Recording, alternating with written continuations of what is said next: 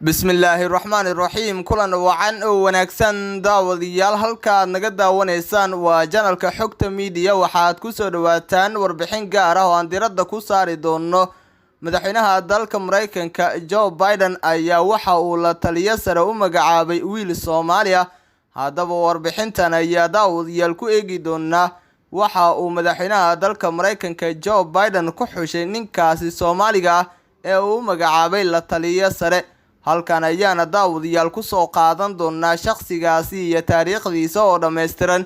ha yeeshee inta aanan guda gelin waxaan daawaday kaa dalbanaya oon ka codsanaya muuqaalkan like saarto la wadaagta asxaabtaada adigoo subscribe inoo saariyo channelka oo furan ee gambareelka si durbadiiba aad u hesho muuqaaladan halkan soo gelino. sidoo kale daawaday muuqaalka qaybtiisa hoose ee faalada lagu gudbiyo commentiga aragtidaada inagula wadaag. markana daawaday waxaad ku soo dhawaataa warbixinteena. madaxweynaha dalka Mareykanka Joe Biden ayaa nin Soomaali ah u magacaabay in uu wasaaradda arrimaha dibadda ee dalkaasi u noqdo la taliyaha sare ee dhinaca dimuqraadiyadda iyo xuquuqda aadanaha. Xamse Warfaa ayaa qaxootinimo ku tagay dalka Mareykanka isagoo daayar ah sanadihii 1990-meedii. waxa uu horey u ahaa ku-xigeenka madaxa waaxda shaqada iyo horumarinta dhaqaalaha ee gobolka Minnesota. maxaa lagu xushay Xamse Warfaa? waraysi uu BBC-da siiyay ayuu Xamse Warfaa ku sheegay in uu horey ula soo shaqeeyay Joe Biden howlo baaxad lehna uu u soo qabtay. ma aha markii ugu horeysay ee uu xiriirna dhex maro maamulka madaxweyne Biden xilligii uu ku jiray tartanka siyaasadda laga bilaabo bishii saddexaad ee sanadkii 2020 waxaan ahaa la taliyaha dhaqaalaha ee ololihii madaxweyne Biden. marka xiriir hore oo toos ah ayaan la lahaa. mas'uuliyadda aan gobolkan ka hayo ayaa fursad ii siisay in aan waxyaabaha ku saabsan dhaqaalaha iyo caqabadaha la xiriira ka shaqeeyo. fikradihii badnaa ee ay dowladdu hirgelisay waa kuwii aan u aasaasnay intii uu ololuhu socday ayuu yiri Xamse. doorka cusub ee hadda loo xushay ayuu diradda ku saari doonaa dhanka dimuqraadiyadda iyo xuquuqda aadanaha isagoo kaalin weyn ka qaadan doona howlaha dowladda ay hogaamiyaan xisbiga dimuqraadiga gaar ahaan arrimaha dibadda. sidaan ognahay xilligan aan ku jirno waa mid xasaasi ah. isbedelo waaweyn ayaa ka dhacay gudaha Mareykanka, geeska Afrika iyo caalamka intiisa kaleba. tani waa fursad qaali ah oo aanu ku horumarinayno dimuqraadiyadda isla markaana ku xoojinayno xuquuqda insaanka. bishii 12aad ee sanadkii la soo dhaafay madaxweyne Biden wuxuu qabtay shir weyn oo la yiraahdo shirka arrimaha dimuqraadiga.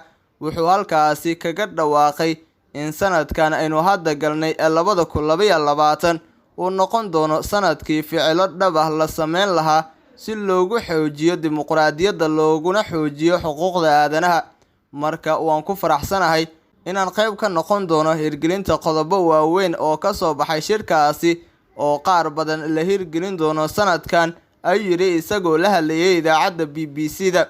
xilkan ayuu sheegay inuu yahay guul u soo hoyatay dadka Soomaalida ah. waa farxad gaar ah iyo mid guud oo ay la wadaagaan dadka Mareykanka ah iyo dadka ka soo jeeda luuqadan aan ku hadlayo. waxaan si gaar ah uga mahadcelinayaa bulshada Soomaaliyeed meel walba oo ay joogaan fariimihii ay ii soo direen ayuu yiri Xamse Warfaa. bishii Abriil ee sanadkii 2019 ayaa Xamse Warfaa loo xushay inuu noqdo ku-xigeenka madaxa waaxda shaqada iyo horumarinta dhaqaalaha ee gobolka Minnesota isagoo diradda saarayay sare u qaadista dhaqaalaha iyo shaqo abuurka. markii xilkaasi loo magacaabay waxa uu noqday qofka kaliya ee qaxooti Afrika ka soo jeeda ah oo maamulka Minnesota ka qabtay jagadii ugu sareysay. waa aqoon-yahan haysta shahaadada masterka ee cilmiga maamulka hay'adaha iyo hogaaminta oo uu ka bartay jaamacadda Springfield College ee gobolka Massachusetts. sidoo kale waxa uu shahaadada heerka koowaad ka haystaa sayniska siyaasadda oo uu ka bartay jaamacadda San Diego. sanadkii 2014 Xamse Warfaa waxa uu soo jiitay indhaha warbaahinta kadib markii uu soo saaray buug uu ka qoray sida ay Soomaalida ugu safraan Mareykanka. guud ahaan daawadayaal waa inageynta warbixintii aan diradda ku saareynay shakhsigan Soomaaliga isla markaana uu madaxweynaha dalka Mareykanka Joe Biden u magacaabay la taliye sare. haddii aad warbixintan ka heshay isla markaana aad daawatay muuqaalkan like inoo saar subscribe inoo saar channelka fura gambalelka si durbadiiba aad u hesho muuqaaladan halkan soo gelino. sidoo kale daawada muuqaalka qaybtiisa hoose ee faalada lagu gudbiyo commentiga aragtidaada inagula wadaag tan iyo warbixintan mid lamida inta dib isugu kulmi doonana nabadgelyo.